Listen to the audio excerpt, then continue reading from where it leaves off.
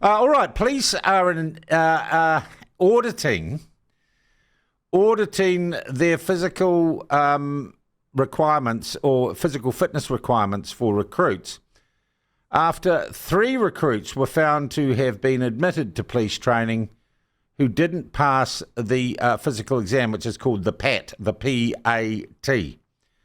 Does this mean that police are slackening their standards as the government drives to get more bobbies on the beat? Are we going to have lard asses in patrol cars? Are you going to be able to beat the cops at a walk in future because they're not so worried about physical standards? Well, to find out a little bit more about this and the media coverage of it, we are joined by someone who has done the police physical training test some time ago. He's been a police officer. He's now the Minister of Police. He's Mark Mitchell. Minister, good morning to you. Good morning, Sean. All right. How important when you were on the beat was being fit? Yeah, it's very important, and it remains very important for our frontline police officers. They have to be fit, they have to be in good condition, and look, there's certainly we've been very clear there's going to be no slackening of standards. The commissioner, the incoming commissioner, Richard Chambers, has been very clear about that, and both myself and Casey Costello, my associate Minister of Police, have completely supported him in those statements. All right, then how do we get 3 trainees who failed the physical testing? How do they go on to training? Well, that's why the police are going back and doing an audit over the last 6 months to just make sure that was a bit of an anomaly. The reality of it hang on. Anomaly or just mistake or DEI hire? Well, that's why they go back to have a look over the last 6 months. But the one thing that I would say is this, is that no police officer graduates from the police college unless they've passed the PCT, the physical testing, and that'll be the case with the 3 officers that are in training now. How did they get into training without passing the tests?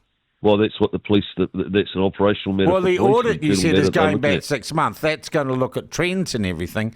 But we've got 3 specific cases here. Yes, so that obviously the police have taken steps to make sure that there's new instruction gone out or refreshed instruction. Okay, so you are confirming that 3 people got into training, Minister, without passing the physical test?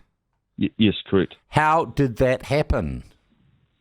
Well, that's an internal matter for police. And so no, it's not. It's a matter now in the public domain.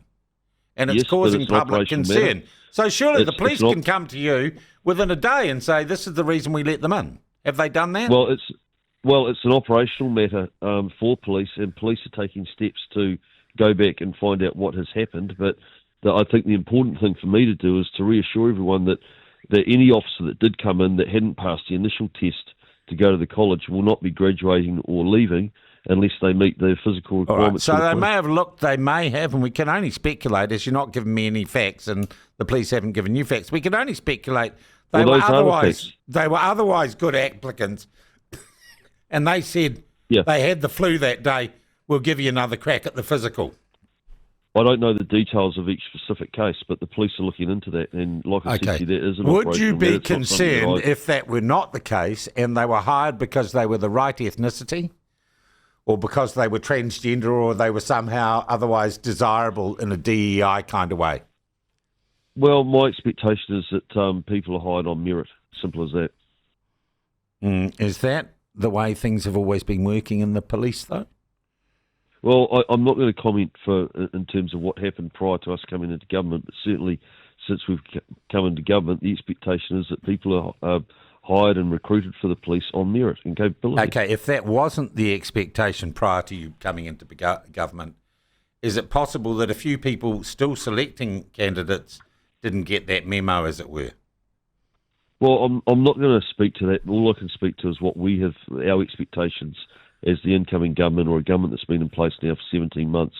We've been very clear about the fact, and I feel very strongly about this because, as you spoke to in your opening comments, I was a member of the New Zealand Police. I'm very proud of our police, and my expectation is that we don't drop standards. There's a very strong legacy within our New Zealand Police here. There's a very high level of public confidence, and to maintain that, we have to make sure that we're picking the best recruits. to go to the police college. Are we short of people, suitable recruits? No, there's a massive pipeline. I think there's over 10,000 people lining up to join the police. So, no, there's a very big pipeline there in which police have got the luxury of being able to choose the best recruit. Okay, so this narrative of dropping standards in order to meet muster is just false. Yeah, there's no way there's been a drop of standards, and there's no way that we would. The Commissioner's been very clear about that. I've been very clear about that. Casey Costello has. And, this coalition government would not tolerate a dropping of standards. Okay, so there is no quota for women? No. There's no quota for sexual orientation. There's no quota for ethnicity. There's no quota for religion. No, I wouldn't be. I'd definitely having a very direct conversation if the police were running quotas.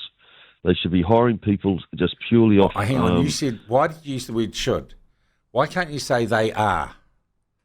Well, it's not something I've asked them. Certainly, it's not my. Well, it's not something that under the last government we could assume. So I'm wondering if you've still got some hangover of DEI hiring.